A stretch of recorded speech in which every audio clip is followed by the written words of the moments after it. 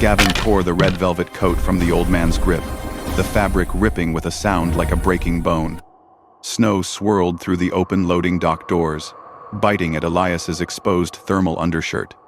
Beside a stack of crushed cardboard boxes, a 6-year-old girl named Lily stood freezing. She was wearing a baggy, oversized Santa suit that dragged in the slush, her eyes wide with a terror that no child should ever know on Christmas Eve.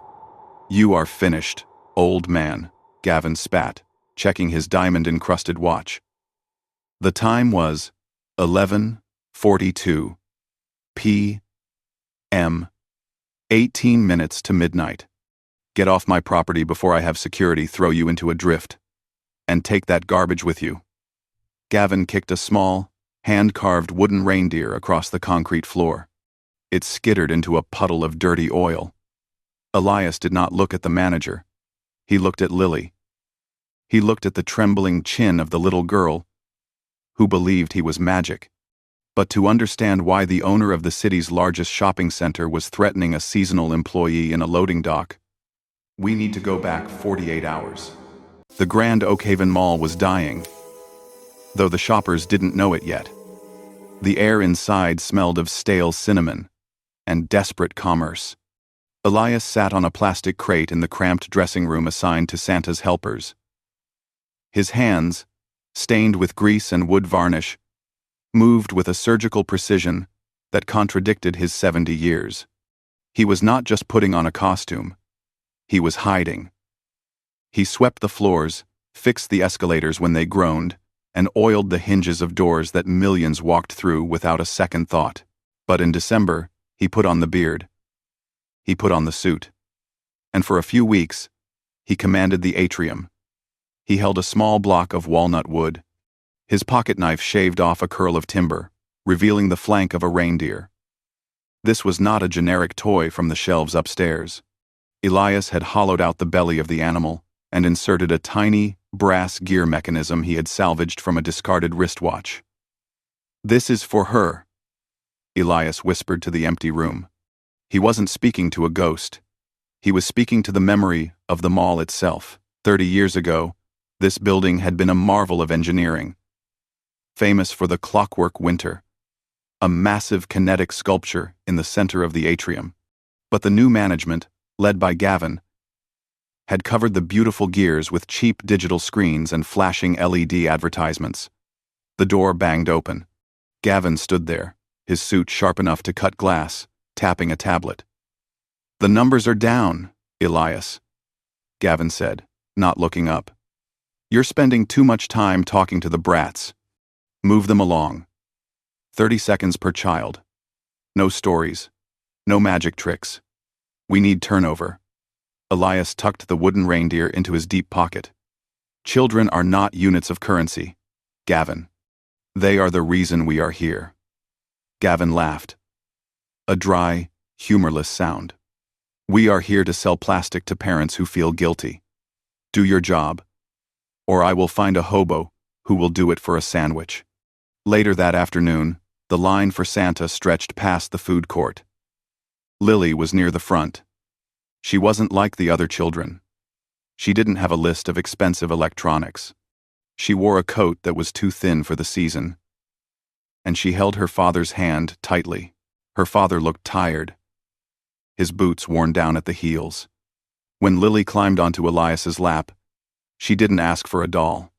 "I just want my daddy to be happy again," she whispered. "He cries when he thinks I'm asleep." Elias felt a crack in his heart. He reached into his pocket, and his fingers brushed the smooth wood of the carving. He leaned in close, his voice a low rumble that vibrated against his chest. "Happiness is a difficult gift to make, little one," Elias said. "It requires very specific parts. But I have something for you." He pulled out the wooden reindeer. It was rough, unfinished, but it felt warm. He pressed a tiny button on the reindeer's back. The brass gears inside whirred, and the wooden legs began to kick, a perfect, rhythmic gallop in the palm of his hand. Lily gasped. "It's alive. It is engineering," Elias corrected gently. "It is proof that even small, Broken things can work if you care for them. Keep this safe. It is a key to something special. Gavin loomed over the velvet rope, his face twisted in annoyance. Soliciting tips is against company policy, Gavin announced, his voice booming over the heads of the startled parents. It's a gift.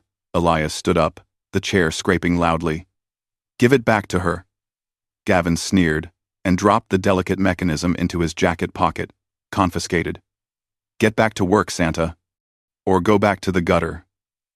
The tension in the atrium spiked. Parents murmured. Lily began to cry, a silent, shaking sob that was far worse than a scream. Elias sat back down, his fists clenched so tight his knuckles turned white under the red gloves. He had to wait. He needed to be in the building until Christmas Eve. He had a plan, and Gavin had just unknowingly become part of it. That night, the mall locked down. Security lights hummed, casting long, spider-leg shadows across the polished floors. Elias did not go home. He moved through the service corridors, a phantom in flannel. He knew this building better than the architects. He knew that behind the drywall of the manager's office, there was a service shaft that led to the heart of the old clockwork winter mechanism. He reached the basement levels. The air here was cold and smelled of ozone and rust. He approached a massive, dust-covered console. This was the brain of the original attraction. Gavin had deactivated it 5 years ago, calling it obsolete junk. But Elias had kept it oiled. He had kept it waiting. He needed one final component. The activation key. A specific gear with a unique tooth profile that would bypass the digital override. He patted his pocket. It was empty. The realization hit him like a physical blow. The key was inside the wooden reindeer. The reindeer Gavin had confiscated.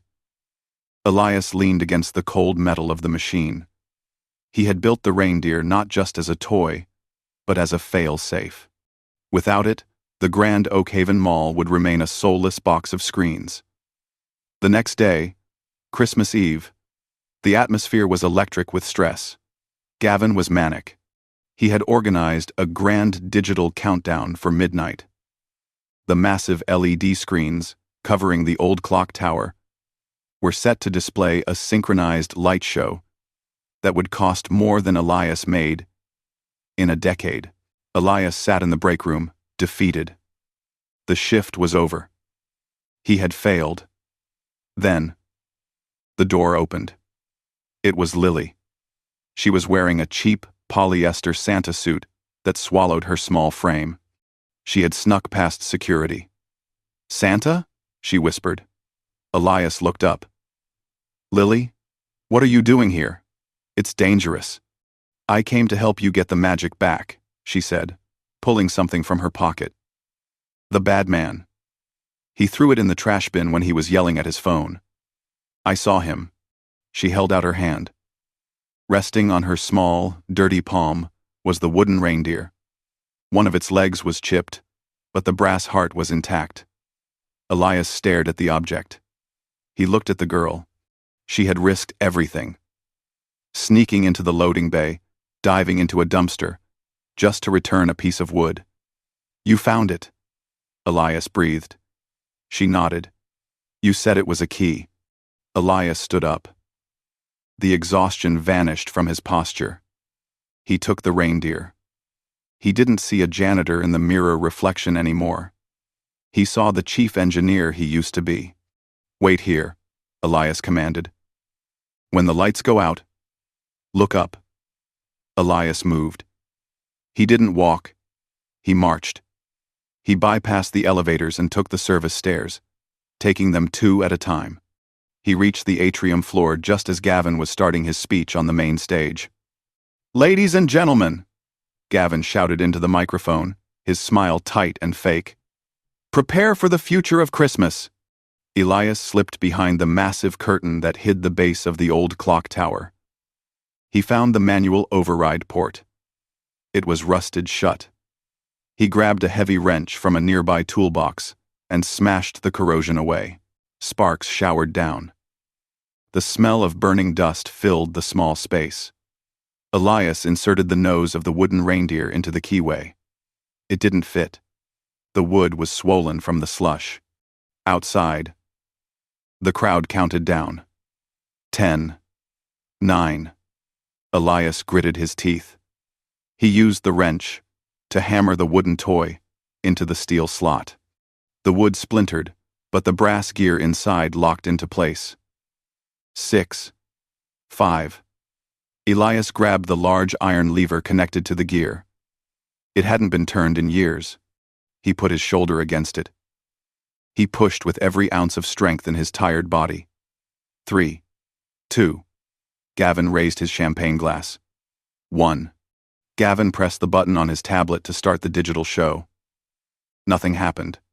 The giant LED screens flickered and died. The atrium plunged into darkness.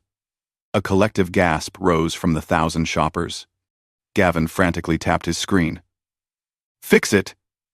He screamed at his technicians. Then, a sound began. A low, rhythmic thumping, like the heartbeat of a giant. Thump hiss. Thump hiss.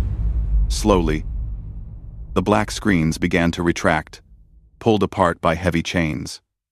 Light, warm, and golden, spilled out from behind them. The crowd went silent. The ancient clockwork winter roared to life. Massive brass cogs, polished to a mirror shine, began to spin. Animatronic swans with wings of silver glided on tracks. A train made of copper chugged through a miniature snowy village, and in the center, a 40-foot tree rose hydraulically, covered in thousands of glass filament bulbs that glowed with a soft, enchanting light. It was real. It was tangible. It was magic. Gavin stood frozen on stage, illuminated by the golden glow. He looked small. He looked irrelevant. Elias stepped out from behind the curtain. He was covered in soot, his beard gray and real, his eyes burning. He walked up the stairs to the stage. Gavin turned on him. You sabotaged it.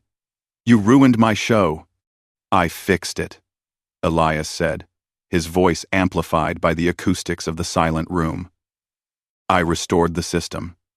Because this building wasn't designed for screens, Gavin. It was designed for wonder." "Security!" Gavin shrieked. "Arrest this man." A tall woman in a cashmere coat stepped out of the VIP box. The crowd parted for her. It was Mrs. Vanderwall, the owner of the conglomerate. She had not visited the mall in 10 years. "Stop," she ordered. Her voice was quiet, but it carried the weight of billions. She walked up to the stage. She ignored Gavin completely. She looked at the spinning gears, tears forming in her eyes. "My father built this," she whispered. "I thought it was destroyed." She turned to Elias. She looked at his hands, scarred and stained.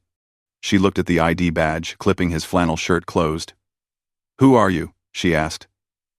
"Just a janitor," Elias said. "No," Gavin interrupted, sensing a shift in the wind. "He's a troublemaker. He's fired. I fired him 20 minutes ago." Mrs. Vanderwall looked at Gavin. She looked at the diamond watch. The desperate anger. The lack of soul. "You fired the man who just saved my family's legacy?" she asked. She turned back to Elias. "I remember you," she said suddenly. "You aren't a janitor. You're Elias Thorne. You were the lead engineer on this project in 1985. You disappeared." "I retired," Elias corrected. "But I couldn't leave it to rot." Mrs. Vanderwall turned to Gavin. Her expression was cold as ice. "Give him your keys, Gavin." "What?" Gavin stammered. "Your keys? Your tablet? Your access card? You wanted to update the mall? Consider this your update." "You are redundant." Gavin stood there, his mouth opening and closing. He looked at the crowd. Thousands of people were cheering. Not for the screens. Not for the sales. They were cheering for the gears. He dropped the keys on the stage with a clatter. Elias didn't watch him leave. He walked down the steps to the front row. Lily was standing there in her oversized Santa suit, the sleeves bunching up around her wrists. She was staring at the giant clockwork tree, her face glowing gold in the light. Elias knelt down. He reached into his pocket. He pulled out the wooden reindeer. It was battered. The nose crushed from being used as a key. The wood splintered. "I'm sorry," Elias said. "I broke it." Lily shook her head. She took the broken toy and held it against her chest. "It's not broken," she said, pointing at the massive, spinning machinery towering above them. "It's just bigger now." Elias smiled. He looked at Lily's father, who was wiping tears from his eyes. He looked at Mrs. Vanderwall, who was already on her phone ordering the removal of the digital screens. "Come on," Elias said to Lily. "I think there is a workshop in the basement that needs a new apprentice." As they walked away, the giant clock struck midnight. The sound resonated through the floor, through the walls, and out into the snowy night. It was a sound that said the heart of the place had started beating again, and on the loading dock, footprints in the snow showed where a man in an expensive suit had walked away alone, leaving only the silence behind him. But wait. 3 months later, a maintenance crew was clearing out Gavin's old office. They found a safe behind a painting. It was locked. Elias was called up. He didn't use a drill. He pulled out the battered wooden reindeer, tweaked the brass nose with a pair of pliers, and inserted it into the keyhole. The safe clicked open. Inside, there was no money. There were no corporate secrets. There was just a single, yellowed photograph. It showed a 5-year-old boy, looking sad and lonely, in front of the original clockwork winter display. The boy was Gavin. And written on the back, in shaky handwriting, "Maybe one day, I can fix things too." Elias stared at the photo. He looked at the empty office. He placed the photo back in the safe and closed the door. Justice had been served. But the tragedy was that Gavin had destroyed the only thing he had ever actually loved. Elias put the wooden reindeer back in his pocket. It was time to get back to work. If this story gave you chills, made you think, or just hit different, smash that like button for the karma. Subscribe for the next twist you'll never see coming. And comment the one moment that shocked you the most. We read every single one. See you in the next one, legends.